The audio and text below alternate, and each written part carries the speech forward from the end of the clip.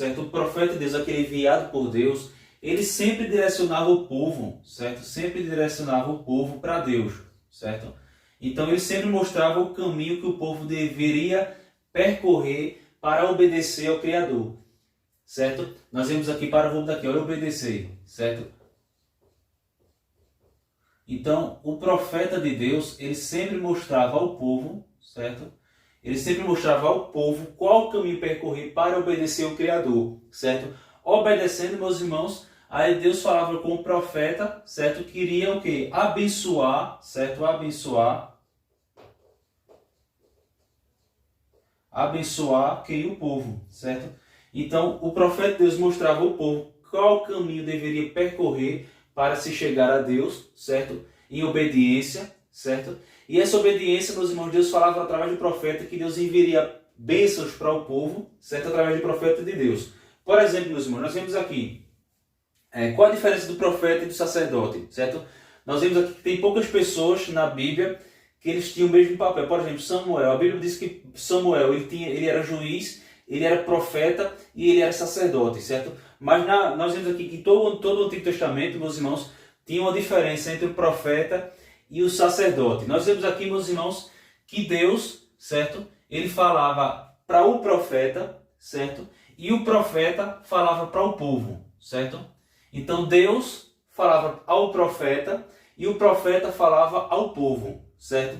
O povo, meus irmãos, quando ouvia a voz de Deus, eles queriam agradecer a Deus. Quando pecavam, queriam pedir perdão. Então o povo ia até o sacerdote, certo? Em forma de agradecer a Deus ou em forma de pedir perdão a Deus.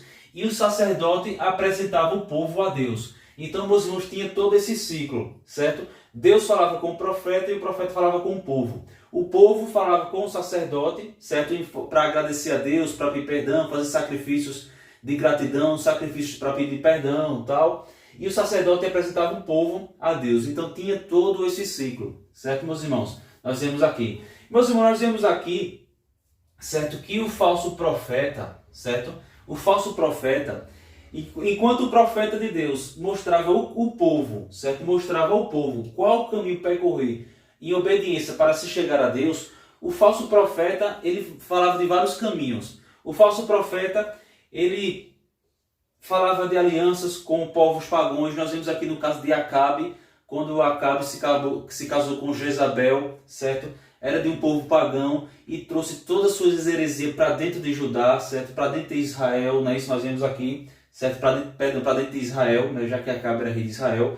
Nós vemos aqui, meus irmãos, que o falso profeta, certo? Ele incentivava o povo a buscar sortes para conseguir algumas bênçãos, certo? Ele ensinava o povo, ele não repreendia o povo, quando o povo ia, ensinava também o povo a buscar adivinhações, certo? Nós vemos aqui, meus irmãos, que o falso profeta, ele profetizava sobre paz, mesmo quando não viria paz por desobediência, certo? Nós vemos também, meus irmãos, porque toda mentira, ela tem que parecer verdade. Então o falso profeta, lógico que ele também falava sobre Deus para o povo, não é isso? O falso profeta também falava do eu, né?